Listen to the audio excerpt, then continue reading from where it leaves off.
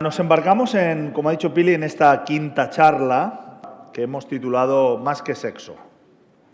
Antes de empezar a hablar del tema de hoy, quiero recalcar que, bueno, como algunos me habéis dicho, estamos hablando como de forma muy clara, ¿no? Y muy contundente y usando términos que normalmente no se suelen usar desde un púlpito, ¿no? Me habéis expuesto que habéis escuchado palabras, términos y asuntos que no pensabais que normalmente se hablasen desde un sermón, ¿no? A veces, pues sí, hemos tenido seminarios, ¿no? Por ejemplo, con el departamento de consejería y tal. Pero bueno, esto del sexo es algo que es importante y que, como estáis viendo, la Biblia habla mucho sobre esto. Y la razón por la que estamos enfocándolo desde esta perspectiva se encuentra, yo creo, fundamentalmente en el hecho de que creemos que Dios está interesado, creemos no, estamos seguros de que Dios está interesado en que vivamos en libertad. Y Dios quiere traer sanidad también en un área que ha causado tanta devastación, tanta confusión y tanto dolor a muchas personas. Y soy muy consciente de cuántos aquí viven en confusión y probablemente en vergüenza secreta que les apartan de experimentar verdaderamente el amor de Dios, ¿no? Muchas personas han sido cortadas de poder experimentar todo lo que Dios había planeado para ellos por haber caído en esta trampa del enemigo. Y lo que estamos haciendo con esta serie es exponer claramente estas cuestiones para que luego hagáis lo que queráis, pero por lo menos que nadie pueda decir, nadie me dijo esto nunca, ¿no? Hace años, ahora ya ha cambiado, el otro día le preguntaba a mis hijas sobre este tema, pero bueno, voy a empezar con esto que vi hace años en un programa de televisión. Y era un programa en un canal, no sé si sabéis, un canal de televisión que se llama Arte y hace muchos documentales. Y entonces había un documental sobre las relaciones plásticas, ¿no? Y cómo todo se había plastificado en la era de las comunicaciones. Y venían varios ejemplos, ¿no? Y uno de ellos era la historia de un ejecutivo en una multinacional que tenía dos subalternos que trabajaban en la misma oficina, en la misma planta, que trabajaban en proyectos comunes y a los que no había visto cara a cara en un año. Y sin embargo estaban diariamente trabajando a través de conexiones, el intranet, pero no habían tenido comunicación cara a cara. Toda la comunicación se hacía por mail, por mensajería, etc. En la misma planta, en los mismos proyectos. En el mismo programa, esto es donde digo que ha cambiado la cosa, porque ahora ya casi solo los puretas utilizan Facebook, ¿no? Ahora se utilizan otras cosas, ¿no? Pero en el mismo programa había una señora que se vanagloriaba de tener más de 5.000 contactos de Facebook. Y en este programa, en este documental de Arte, querían reflejar de cómo están funcionando en la era de la tecnología y de la comunicación las relaciones que tenemos. Tenemos dificultades en desarrollar relaciones reales. A menudo acabamos teniendo relaciones de plástico, distantes, a través de un cable de fibra óptica que nos hacen sentir más seguros y que podemos desconectar sin compromiso alguno cuando no queremos seguir aguantándolas. Ahora yo ya me quedo corto en todo esto, ya me quedo atrás, pero me he enterado de que hay toda una serie de estos verbos de Spanglish, ¿no?, que se utilizan, o de inglés propiamente, como hacerte ghosting, ¿no? Y hay toda el otro día salió un artículo en todo lo que es las relaciones y todas las etapas y cómo había un verbo que acababa en ing, inglés, que tenía que ver con todos los procesos de entre que te gusto, pero al mismo tiempo estoy hablando con varias personas y luego cuando no me gusta ya dejo de hablar contigo, etcétera. Y todo se hace básicamente por WhatsApp, por chat, etcétera, ¿no?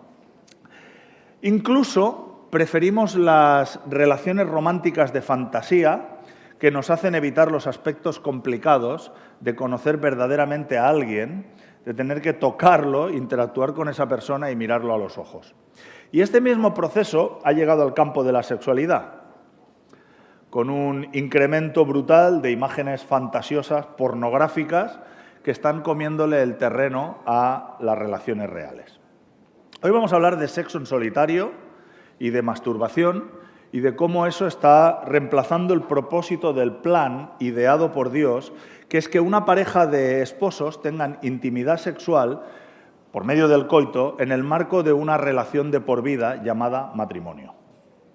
Por supuesto, la masturbación ha existido siempre, inicialmente como una actividad de autodescubrimiento entre los más jóvenes de su propio cuerpo, eso la ciencia lo ha documentado, pero lo que ha cambiado es la aparición en las últimas generaciones de lo que podríamos calificar de un tsunami o de una avalancha de fantasía pornográfica que está vinculada con verdaderas adicciones a la masturbación y que están tan arraigadas en las personas que no llegan a desaparecer ni siquiera en la edad adulta o incluso no desaparecen tras tener acceso al sexo en pareja y permanecen ahí. No voy a pedir que levantéis las manos para no avergonzar al respetable, pero asumiré con bastante seguridad que este asunto afecta o toca la vida de la inmensa mayoría de los presentes. Asumiré que casi todos los hombres que están aquí sentados habéis visto pornografía en algún punto, si es que no lo habéis hecho en varias ocasiones o muchas ocasiones. Y lo mismo se puede aplicar a bastantes mujeres que están sentadas aquí. Asumiré que muchos hombres y muchas mujeres cargan con una lucha y con una vergüenza secreta sobre este hábito. Y lo asumo porque tras años de experiencia pastoral y tras hablar con muchos hombres y mujeres, una cantidad bastante grande me comunica que este problema del sexo en solitario es un tema sobre el que van cargando en su vida diaria y que casi nunca se habla de ello en la Iglesia y sobre el que tienen muchas lagunas. Quiero daros unos datos actualizados, hice toda la investigación, actualizado a abril del 2026. Considerad los siguientes factores. En 1998 había 28.000 páginas calificadas X que generaban 1.000 millones de dólares anuales. 3 años más tarde, en 2001, el número de páginas porno habían subido a 280.000, de 28.000 a 280.000, por 10, generando cerca de 20.000 millones de dólares de beneficios anuales. En 2026, esas cifras se han multiplicado de forma exponencial. El mercado global de lo que se llama el entretenimiento adulto, ¿vale?, ha alcanzado los 80.000 millones de dólares anuales, con un crecimiento anual del 9%. Hay algunas estimaciones más amplias, pero me quedo con las conservadoras, pero que llegan a cifrar cerca de 100.000 millones de dólares anuales. En apenas 3 décadas, la industria ha multiplicado por 100 sus ingresos. En cuanto al peso de la pornografía en Internet, estudios recientes muestran estimaciones que oscilan que alrededor del 5% de los dominios activos, 1 de cada 20, está relacionado con pornografía. Aunque el tráfico que generan, solo ese 5% de los dominios, es desproporcionadamente alto en relación con su número. Según los datos más recientes, el mayor portal de pornografía del mundo, que no mencionaré aquí, recibe más de 42 millones de visitas diarias. Cifra similar a la que ya tenía hace una década, pero sobre ahora una base de usuarios globales mucho mayor. Y dejadme decir una cosa, las mujeres representan el 36% de los clics en esa página. Y en términos globales, el 40% de las mujeres consumen pornografía mensualmente. Esto no es un problema únicamente de hombres. En cuanto a España, nuestro país, algo tenía que hacer bien, se mantiene entre los 10 primeros consumidores del mundo, junto a Estados Unidos, México, Filipinas, Brasil, Alemania, Francia, Italia, Reino Unido y Canadá. Según datos aportados a la regulación europea, 23 millones de españoles usaron mensualmente alguna de las plataformas de contenido adulto. Por cierto, que sepáis que el lunes sigue siendo el día de mayor tráfico, cuando se acaba el fin de semana. Supongo que mucha gente ha intentado tener un rollo y como no lo ha conseguido, pues el lunes se desahoga. El problema entre los más jóvenes sigue siendo alarmante. Datos recientes indican que el 70% de los hombres jóvenes y el 40% de las mujeres jóvenes consumen pornografía regularmente. Si acercamos la lupa a nivel cercano, yo recuerdo hace muy pocos años, en un campamento de adolescentes, que no era de La Viña, pero yo había sido invitado, y la mayoría de la gente provenían de hogares cristianos, y uno de los monitores, en una de estas charlas que se hacen en los campamentos, preguntó quién había visitado alguna vez una página web porno. No hubo ni un chico ni una chica presente que no levantase la mano. En un campamento cristiano, aquí, en Cataluña. Y en el ejercicio de mi labor pastoral he hablado con muchísimos adultos, principalmente hombres, que luchan con el consumo regular de pornografía. En cierto aspecto, por eso estoy asumiendo que una amplísima mayoría de cristianos lidia con estas luchas. ¿Y sabes lo que pasa? Que las revistas pornográficas eran un problema ya cuando yo era pequeñito, pero dentro de lo que cabe, los que tenéis ya una edad como yo, os acordáis que pasabas cerca del kiosco y estaban todas allí, pero claro, estaba visible, cualquiera que se parase a mirarlas, pues todo el mundo te veía, ¿no? Los expositores estaban allí y tú, pues si querías verlo, pues estabas allí y todo el mundo podía señalarte, ¿no? Pero en cierto aspecto había también esa idea de mirar de reojo a quien miraba esas cosas, ¿no? Pero el asunto es que Internet ha cambiado la perspectiva, porque ahora desde la intimidad y desde el secreto, millones de hombres y mujeres viven enganchados a esto. ¿Cuál es el problema? Porque a lo mejor me dicen, bueno, ¿y qué problema hay con esto? ¿Cuál es el problema del sexo en solitario, de la masturbación y de consumir pornografía? Porque si hacemos una búsqueda en el índice de nuestra Biblia, los términos masturbación o pornografía no aparecen en ningún lado en la Biblia. No hay ningún verso que hable directamente de estos asuntos, aparentemente. No son nombrados directamente de una manera categórica, ¿no? Como la fornicación o el adulterio, como pegado en la Escritura. De hecho, hay incluso algunos creyentes que argumentan que como la Biblia no parece hablar del tema de la masturbación directamente, no debe ser tan malo. Aunque si le preguntas a ellos te dirán que el consumo de pornografía sí que es incorrecto. ¿Vale? Lo que resulta curioso es que la inmensa mayoría admite luchar con este asunto y cuando lo hace declara que lidia con sentimientos de vergüenza y que de hecho y como resultado su relación con Dios se ve seriamente dañada.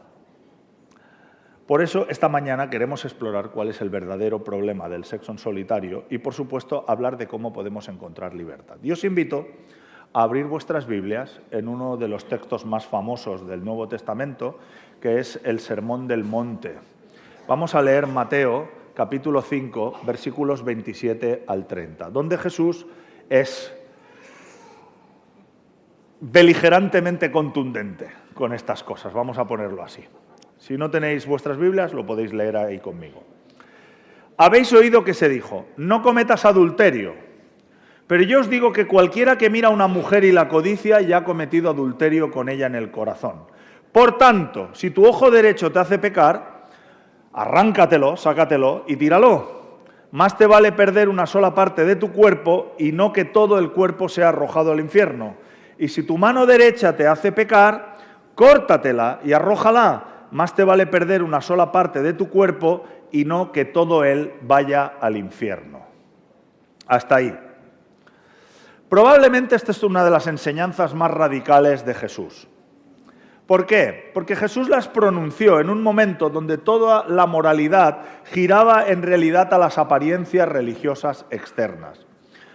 Había un grupo de personas llamadas los fariseos, un grupo religioso, que decía que mientras pudieses mantener el exterior con decencia, intentando cumplir con los reglamentos de la ley, todo estaría bien. Pero de hecho eso es una distorsión. Jesús les llegará a llamar sepulcros blanqueados, que están encalados y blancos por dentro, o sea, por fuera, pero por dentro están podridos. Y es una distorsión que a lo largo de la historia cíclicamente aparece en el cristianismo. El que la fe y la piedad verdaderas sean sustituidos por legalismo y por apariencia.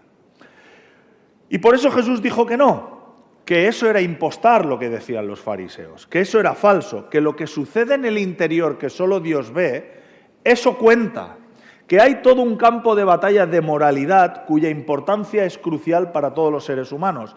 Y ese campo de batalla está en la mente y que no puedes justificarte diciendo que como no estás llevando a cabo propiamente un acto sexual inmoral con otra persona, no pasa nada, porque el simple hecho de fantasear en llevar a cabo un acto inmoral ya nos afecta. Eso es lo que dice Jesús. Y de hecho, esa es la definición de lujuria. El deseo desordenado de la sexualidad y fantasear con actos sexuales que son inmorales. Jesús no está diciendo que no haya diferencia. Está claro que hay una diferencia entre fantasear y llevar a cabo las fantasías. La lujuria te afecta solo a ti. La fornicación, el adulterio, la inmoralidad sexual con otra persona ya no solo te afecta a ti, afecta a varias personas, ¿vale? Pero eso no significa que la lujuria no sea pecado. Lo es. Porque lo que está en tu cabeza, aunque tú argumentes que no afecta ni daña a otros, según Jesús, como acabamos de ver en este texto, ni es neutral ni es inocuo. Por eso Jesús habla tan contundentemente en el Evangelio de Mateo. Es mejor perder una parte de tu cuerpo que dejar que todo tu cuerpo sea arrojado al infierno. Porque lo que hay en tu mente tiene fuerza y puede arrastrarte a experimentar problemas serios. Y déjame de alguna manera conectar cómo la lujuria está conectada con la pornografía y con la masturbación. Voy a empezar por un punto que para mí me parece capital. Para poder llevar a cabo la masturbación, por lo menos en el caso de los hombres, es muy difícil no iniciar un proceso mental de fantasear sexualmente. Como hemos visto, fantasear sexualmente es darle lugar a la lujuria. Algo que, según el texto que acabamos de leer, Jesús nos advierte de no hacer. Y he tenido este debate en algunas ocasiones. He llegado a escuchar a cristianos que me dicen que pueden masturbarse sin caer en la lujuria. Vaya por delante mi más sentida admiración. Porque a mí me parece, si no imposible, extremadamente difícil. Quiero decir, es muy complicado, en el caso de los hombres, Luego las mujeres, estoy seguro que también se aplica a las mujeres, pero voy a hablar a los hombres. Es muy complicado iniciar el proceso de masturbación y mantener una erección pensando en brócoli, o en la muralla china, o en ecuaciones matemáticas. ¿Me entendéis, verdad? Y la neurociencia lo confirma, porque yo sé que cuando uno se sube aquí habla desde la perspectiva doctrinal y espiritual. Pero luego fui a investigar, porque siempre en este punto me gusta tener información. Y existen investigaciones, pero además de renombre, de la Universidad Rutgers, liderada por los doctores Barry Komisaruk y Beverly Whipple, y que están publicadas en papers de neurología, en las que demuestran, mediante técnicas de fMRI, de neuroimagen, que la excitación sexual activa simultáneamente el sistema límbico, es decir, el centro emocional y la memoria del cerebro, junto con las regiones del cerebro donde se procesan las imágenes mentales.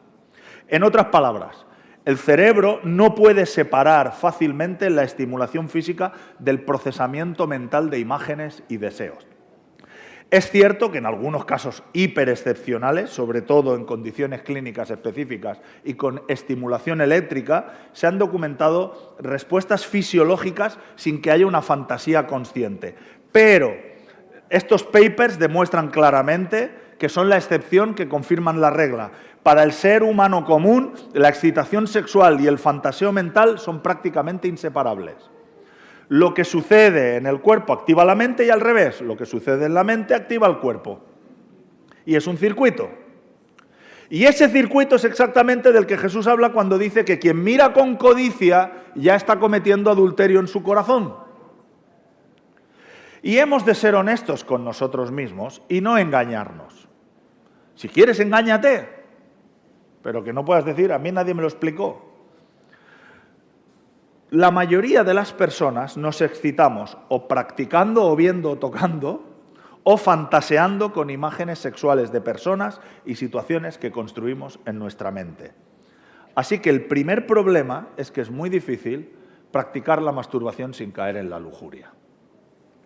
Segundo, como vimos en la serie, al principio de la serie, y por eso hablamos, si os acordáis, del rol del sexo dentro del matrimonio y por qué Dios había creado el sexo para disfrutarlo dentro del matrimonio, Aquí enlaza con lo que voy a decir. La masturbación se levanta contra el propósito que Dios tiene con el sexo. Acordaos que dijimos que el sexo no es el fin, es un medio. Dios tiene un propósito para el sexo en la vida de los seres humanos. El sexo tiene como principal motivo sacarnos de nuestra individualidad y egoísmo para vincularnos emocionalmente, físicamente, con otra persona en un compromiso de por vida y entregarnos a amar, a potenciar y a servir al otro. El sexo en solitario destruye completamente el propósito fundamental de Dios. John C. Wright, escritor de ciencia ficción, de la famosa Los que seáis frikis, la trilogía de la Edad de Oro, es un ateo que se convirtió hace años al cristianismo y los pone brillantemente en un artículo donde dice, y cito textualmente, no sexualmente, textualmente.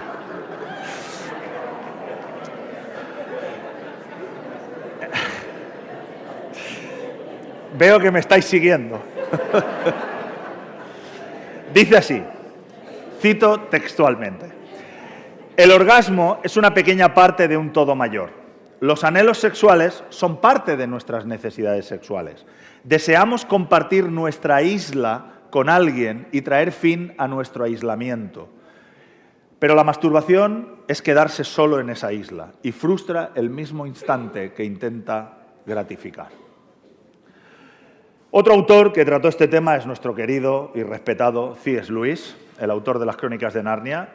En una respuesta por carta a alguien, no sé si la veis, él tenía un programa radiofónico y había gente que le escribía y entonces él le respondía. Y en una respuesta por carta a alguien que le pedía consejos sobre esto, vuelvo a citar textualmente, dice, para mí el verdadero mal de la masturbación consiste en que toma un apetito que legítimamente usado hace salir al individuo de sí mismo para completar y corregir su propia personalidad en la de otra persona. ¿Veis de lo que estuvimos hablando en la segunda sesión? O sea, un apetito legítimo que nos saca de nuestra individualidad para darnos y bendecir a otro, y en vez de ello dirige al ser humano en sentido contrario, hacia la prisión interior de sí mismo para crear un harén de novias imaginarias. Y este harén, el peligro que tiene es que una vez aceptado, se resiste a ser abandonado para unirse verdaderamente a otro ser humano, porque tal harén se encuentra siempre a mano, siempre dócil, no exige sacrificios ni renuncias y puede ser adornado con todas las atracciones eróticas y psicológicas con las que ningún ser humano real puede competir. Después de todo, casi la obra principal de la vida es salir de nosotros mismos, de la pequeña y oscura prisión en la que todos hemos nacido. La masturbación debe ser evitada, como deben ser evitadas todas aquellas cosas que retarden este proceso. Y el peligro es llegar a adorar y amar esa prisión. En tercer lugar, la masturbación nos puede llevar a rechazar al esposo o la esposa que Dios nos ha dado. Algunos pueden pensar que la masturbación desaparecerá cuando estén casados, sobre todo los más jovencitos, que pueden pensar, bueno, cuando tienes acceso al sexo con tu esposo y con tu esposa, ya no necesitas nada de esto. Pero la realidad, por si no lo sabéis, todos los casados probablemente no te lo dirán, pero es un hecho que hay que tener cuidado, porque no solo puede no llegar a desaparecer, sino que puede llegar a empeorar. Y no podremos llegar a entender el nivel de dolor y de rechazo que puede experimentar un cónyuge que descubre que su esposo o su esposa prefiere la fantasía a la realidad. Recuerdo una historia que me pasó hace muchos años atrás. Yo era parte de una iglesia que pertenecía a una denominación en Gabá y tenían reuniones de lo que le llamaban la juvenil pues comarcal o no sé qué, y se reunían todos los jóvenes, jóvenes, desde los 12 añitos hasta los 30 y largos, ¿no? Y resulta que allí me encontré con una mujer que había sido mi profesora de escuela dominical, del RUSC, cuando yo era pequeñito. Era una mujer que me sacaba 12 o 13 años, yo tenía 19 o 20, pues ella debía tener unos 30 y tantos. Había sido una joven hermosa, pero cuando la vi parecía que tenía 20 años más encima. Y cuando ella me vino a saludar, ¿no? Yo estaba en shock, porque al principio casi no la reconocí, ¿no? Y me contó, bueno, y no sé por qué, a un joven de 20 años pues me abrió el corazón y me contó que había estado casada durante varios años y que era feliz hasta que descubrió que su marido era adicto a la pornografía. Y llegó un momento en que el marido ya ni se escondía y traía las películas constantemente, llegando al punto de preferir masturbarse que acostarse con ella. Y empezó a engañarla después. Y la confianza del matrimonio, evidentemente, estaba completamente quebrada. Y la autoestima de esta mujer, sus sueños y sus esperanzas habían sido completamente destrozadas y se le notaba en la forma de vestir, en la cara, en el peso que llevaba encima. Por consiguiente, no es inocente, no es inocuo. Es como poner una bomba de relojería en el sofá y sentarte encima de ello y esperar que no va a pasar nada. En cuarto lugar, la masturbación puede llegar a ser adictiva, especialmente mezclada con el consumo de pornografía. ¿Cuánta gente escuchas decir, oh, solo esta vez, o solo durante esta temporada de estrés, o mientras esté soltero, porque tengo que desahogarme? Pero el mundo de la fantasía sexual es altamente adictivo y al final resultará difícilmente, te resultará muy difícil pararlo. La historia que os conté antes de esta mujer no es la única de hombres enganchados a la pornografía que rehúsan tener relaciones sexuales con su esposa que la espera en la cama. Ni la de las mujeres que cuando hacen el amor con sus maridos se están imaginando haciéndolo con otra persona. Como todo comportamiento adictivo, crece exponencialmente y gradualmente con el tiempo, consumiendo más y más de tu vida, de tus emociones, de tu energía y de tu capacidad de darte a los demás hasta que ya no queda nada. Y de rebote, algunas personas enganchadas se ven obligadas a mentir y a engañar para mantener esa adicción. Y no deberíamos ignorar el hecho, como están diciendo ya todos los educadores, que una parte de la población, especialmente las más jóvenes, que están consumiendo todo este tipo de pornografía, eso le está llevando a iniciarse en comportamientos peores como agresividad y violencia, abuso sexual e incluso empezar a contratar servicios de prostitución y un largo etcétera. Estamos hablando de una adicción seria que silenciosamente, mucho más que otras, ha ido colonizando nuestra cultura. En quinto lugar, hemos de reconocer que a menudo se usa la masturbación y la pornografía como recetas para medicar nuestros sentimientos en vez de ir a Dios. Muchas personas admiten que en momentos de estrés o en circunstancias difíciles de sus vidas es cuando es más difícil no caer en la masturbación o en el consumo de la pornografía.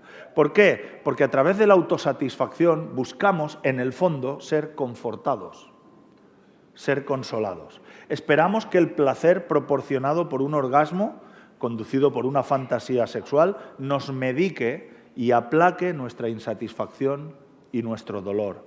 Pero ¿sabes lo que pasa? Que el dolor no se va. Lo enterramos más profundamente porque además añadimos toneladas como hijos de Dios de vergüenza y a veces de autodesprecio que se añaden como una pesada losa que nos arrastra de nuevo a comportarnos igual.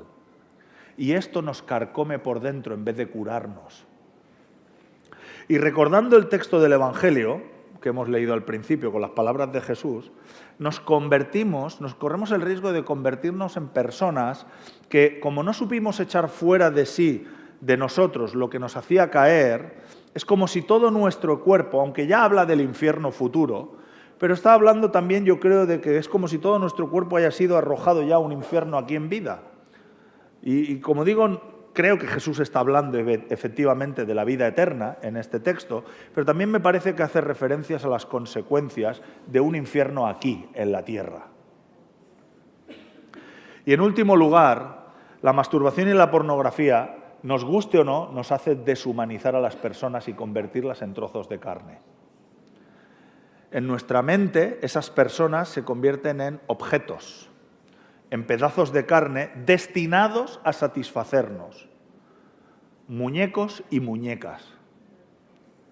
Algo diametralmente opuesto y alejado, como hemos dicho, de cómo Dios diseñó el sexo en una actividad de intimidad emocional, física, donde nos damos al otro para bendecirlo. Si todo esto que he dicho es lo que dice la Biblia, ¿Cómo luchamos contra ello? En este texto Jesús es radicalmente claro y directo. Si un miembro de tu cuerpo te hace pecar, córtatelo. Y tíralo.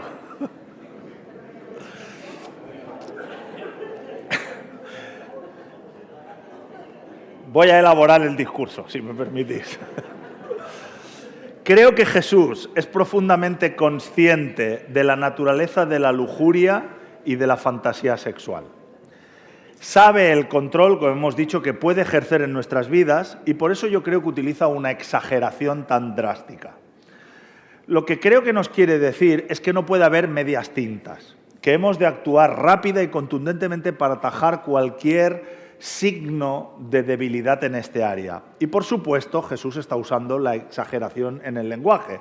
No está diciendo que literalmente te arranques el ojo o que te castres los genitales. De hecho, primero porque se ha demostrado que castrarte los genitales no va a evitar que sigas cayendo en la lujuria, porque la lujuria se produce aquí. Un ejemplo histórico, ilustrativo y aleccionador de esto lo encontramos en Orígenes de Alejandría, uno de los padres de la Iglesia, uno de los grandes teólogos del cristianismo, quien se castró a sí mismo literalmente en un acto de fervor religioso, inspirado en una lectura literal de Mateo 19, versículo 12, donde Jesús dice que hay eunucos que nacen siendo eunucos y otros que se hacen eunucos a sí mismos por el reino de los cielos. Y él lo interpretó literalmente y se castró, se mutiló. Y el resultado fue de que descubrió que su mente seguía pecando. Irónicamente, el propio Orígenes se arrepintió años después de esa decisión, escribiendo que la interpretación literal había sido errónea y que Jesús estaba hablando evidentemente en sentido metafórico. La Iglesia, de hecho, tuvo que prohibir explícitamente la autocastración en el Concilio de Nicea en el año 325, como parte de reacción a no solo el caso de Orígenes, sino a muchos otros, ¿no? La lección es clara, no se trata de mutilar el cuerpo. Este texto no habla de que Jesús no nos dice que nos mutilemos el cuerpo, sino de transformar nuestra mente y el corazón. Creo que el punto que Jesús expresa en este texto es que hagamos todo lo que sea necesario para luchar contra esto. Y aquí es donde quiero dejaros una serie de sugerencias pastorales. Primero, para luchar con el sexo en solitario y no llevarlo a cabo, porque vuelvo a decir, por si no ha quedado claro, y algunas personas me dijeron, ¿puedes intentar hablar más claro? Voy a hablar más claro. La lujuria y la masturbación, cuando estás fantaseando, es pecado. ¿Se entiende, no? Es decir, no es simplemente, algo que, pequeño error. Es pecar. Jesús dice que quien ya fantasea con otra persona en su mente se ha convertido en un adúltero o en un fornicario si no está casado, lo cual es pecado. Hasta aquí me seguís, ¿no? Entonces intentamos vivir de manera conforme a lo que Jesús quiere, ¿no? Entonces, ¿cómo puedo luchar contra eso? En primer lugar, desarrolla relaciones verdaderas. Puesto que el sexo en solitario es caer en las garras del aislamiento, esfuérzate por desarrollar relaciones verdaderas con un amplio espectro de personas. Y ahí es donde, curiosamente, Dios te ha proporcionado una ayuda fantástica en la Iglesia. La Iglesia no es un club al que vienes el domingo. La Iglesia es la comunidad del reino por medio de la cual Dios te proporciona y ofrece amistades, conexiones honestas y verdaderas que pueden ayudarte a salir de tu aislamiento. Por eso, por ejemplo, nosotros tenemos grupos de conexión en esta iglesia y no solo celebramos las celebraciones del domingo, sino que invitamos a todas las personas a unirse y ser parte de un grupo de conexión. Tenemos alrededor, ahora no recuerdo cuántos, pero alrededor de 30 grupos de conexión y de discipulado repartidos en diferentes horarios y en diferentes lugares que se reúnen semanal o quincenalmente. En vez de estar obsesionado con parar tu adicción, intenta encontrar a Cristo a través de la relación con su iglesia, que es el cuerpo de Cristo. Y ya sé que es arriesgado. Ya sé que vas a tener que ser vulnerable. Y toda la ristra de cosas que estás pensando en Bueno, es que si voy a un grupo de conexión tengo que alterar mi agenda, tengo que abrirme a los demás, tengo que explicar mi vida, efectivamente, ya, vale, pero es que si no lo quieres hacer, ¿en qué otro lugar puedes encontrar relaciones honestas, significativas, espirituales, cristianas y verdadera comunicación? La iglesia no es un club, es una familia. Debería ser así. Así que desarrolla relaciones verdaderas. No vengas solo a la iglesia el domingo. Que está bien venir a la iglesia el domingo. No estoy diciendo que no tienes que venir el domingo. Lo que te estoy diciendo es que no basta solo con venir aquí a escuchar un TED Talk y a cantar en el karaoke cristiano. Esto está bien, nos ayuda a tener una dimensión del cuerpo de Cristo, donde somos más que yo y mi colega, pero necesito relaciones auténticas cristianas con otras personas, donde rindo cuentas y donde estoy creciendo porque voy hablando de mi vida y de lo que Dios está haciendo en ella de forma regular. 2, busca a Dios de forma correcta para cubrir tus necesidades. Mira, a veces nos frustramos porque le pedimos a Dios que elimine el deseo sexual y no lo hace. Y por norma general, excepto en algunos casos de personas específicas a las que les da un don de celibato, no lo hace normalmente Dios. Esto no lo suele hacer. ¿Por qué? Porque Él creó el sexo con una motivación y un propósito. Y que no lo necesites ahora no significa que no lo vayas a necesitar en algún momento del futuro. Entonces Dios no va quitando el deseo sexual y poniéndolo. Ya lo puso y aprende a gestionarlo. Lo que hay que orar a Dios es pidiéndole que nos sane de la herida abierta que nos hace usar incorrectamente la herramienta de la sexualidad. Pídele a Dios que te afirme, que haga sentir, que tú puedas sentir su presencia, su amor, lo valioso o valiosa que eres a sus ojos y que se lleve el rechazo, el dolor y la frustración. Vuélvete a Él con esas necesidades. En tercer lugar, para de alimentar la adicción. No mires los programas de televisión que sabes que te calientan.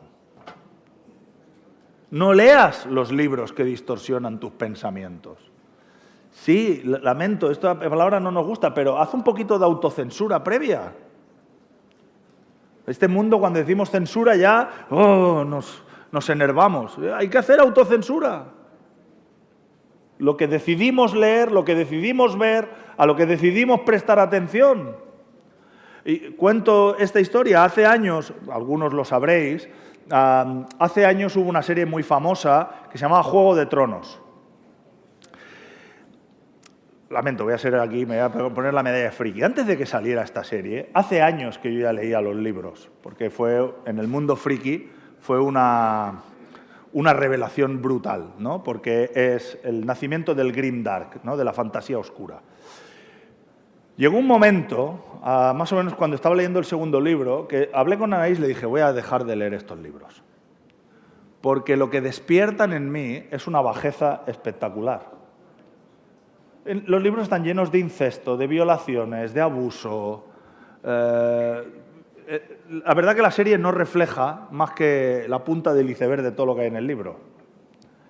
Y tuve que decidir, aunque me encanta la trama y me encanta toda la lucha de poder en los 7 reinos y toda esta historia, todas estas cosas que se narran en este libro no me están afectando bien. Entonces dejaré de leerlo.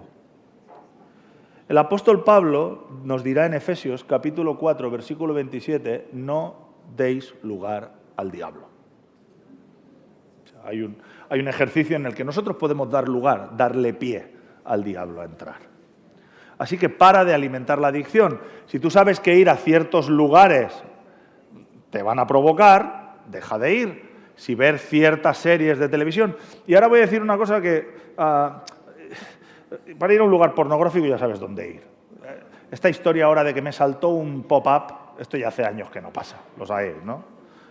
Pues deja de ir a esos sitios. Pero en segundo lugar, voy a decir algo, por ejemplo, sobre todo a las más jovencitas o a las mujeres, que también me sorprende la cantidad. Antiguamente era el Cosmopolitan, hoy en día ya casi nadie lee esas revistas, pero TikTok e Instagram está lleno de esto. ¿Cómo saber si este es el compatible? ¿Cómo saber cuál es la mejor posición? ¿Cómo saber tal, no sé cuánto? Y clicamos, y estamos viendo, y estamos alimentando nuestra mente constantemente con cosas aparentemente... No, pero esto es información. Vigila, porque eso alimenta el deseo, ¿vale? 4. Elimina las tentaciones fáciles. Esto es muy radical, lo admito, pero conozco un hombre, es real, que decidió no tener internet en su casa ni en su móvil, ¿vale? De manera que cuando tiene acceso a internet es en sitios públicos y como tú comprenderás, pues no puede estar mirando pornografía en sitios públicos, ¿no?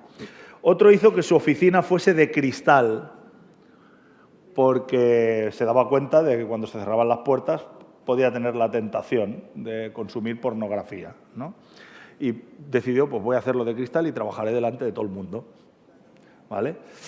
Conozco otro hombre que comparte habitación de hotel para no estar solo cada vez que le toca ir a predicar a otros sitios y tal, para evitar la tentación de ver pornografía en el hotel. Y sé que al escucharme, muchos estáis diciendo, ¿pero de qué vas, tío? Sí. ¿Qué me estás contando, tío? ¿Cómo vamos a estar haciendo?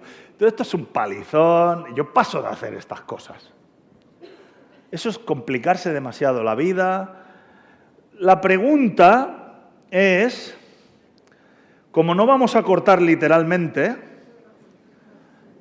¿qué es lo que estás dispuesto a hacer?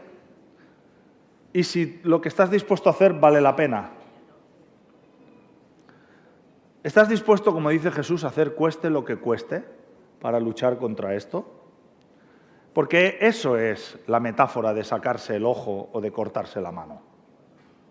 Luchar con uñas y dientes contra estas cosas, porque vale la pena. En quinto lugar, busca la salida de Dios.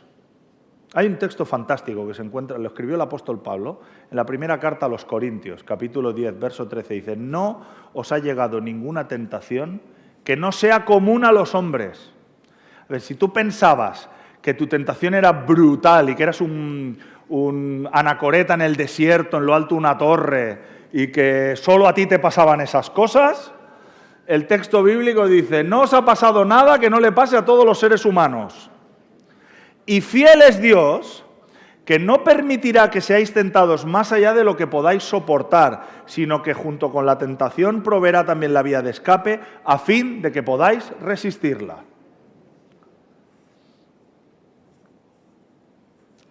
Lo dice el Espíritu Santo, lo dice Pablo, inspirado por el Espíritu Santo. No te ha pasado nada que no le pase a la humanidad. Y fiel es Dios para ayudarte a procesarlo y a salir de ello. ¿Y qué puedes hacer? Llama a alguien. Cuando venga la tentación, sal de tu casa, cambia de habitación. Antiguamente se decía, date una ducha fría. Haz cosas, tú ponte, y Dios te respaldará. Y Él que es fiel te ayudará milagrosamente en el proceso de resistir la tentación.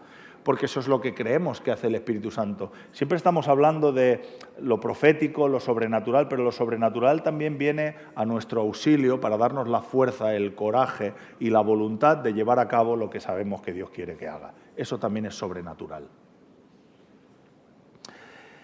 Sexto, aprende a confesar a alguien.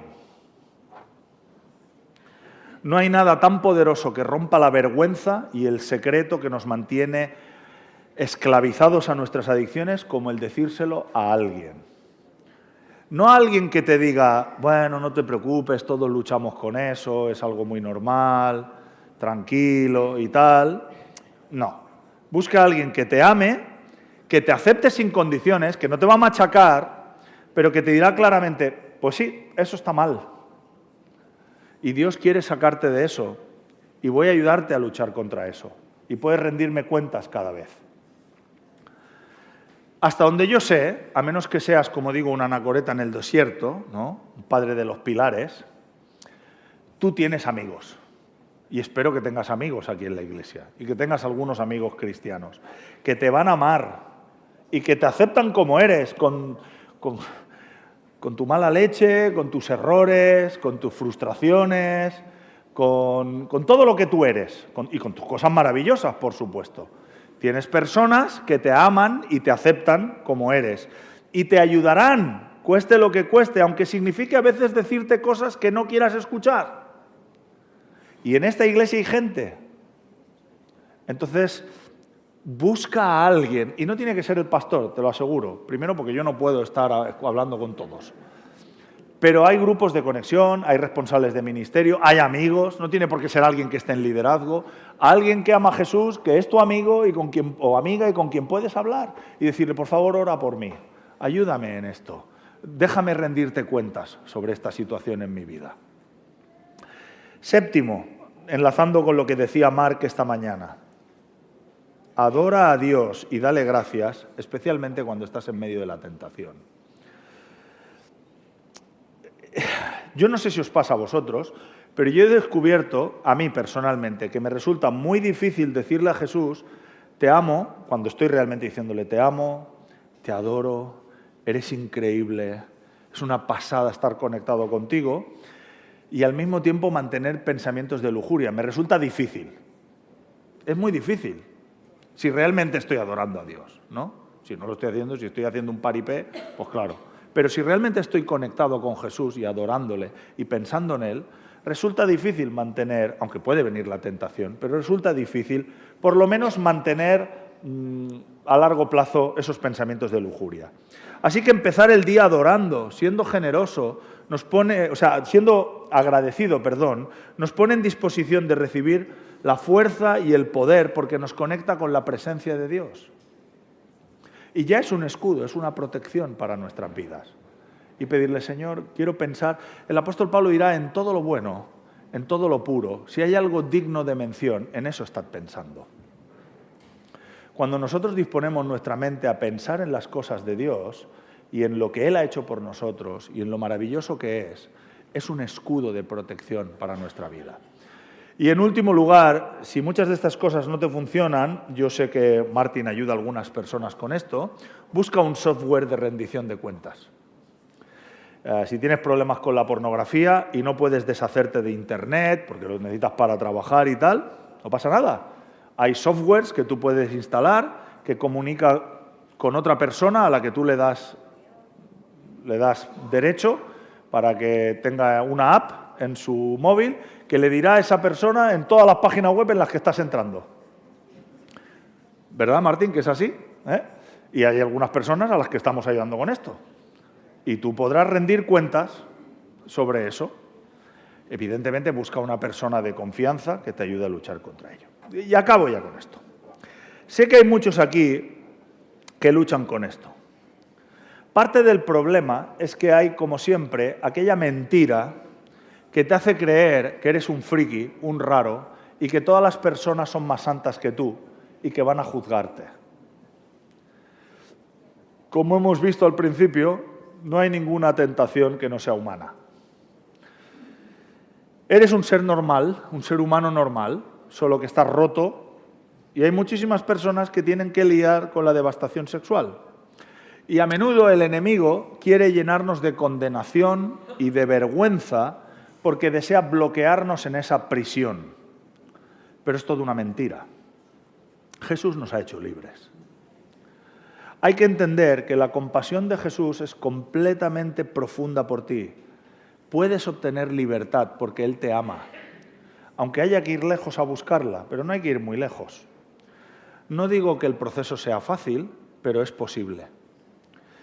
Y la sangre de Cristo es mucho más potente que tu vergüenza, que tu pecado y que tu adicción.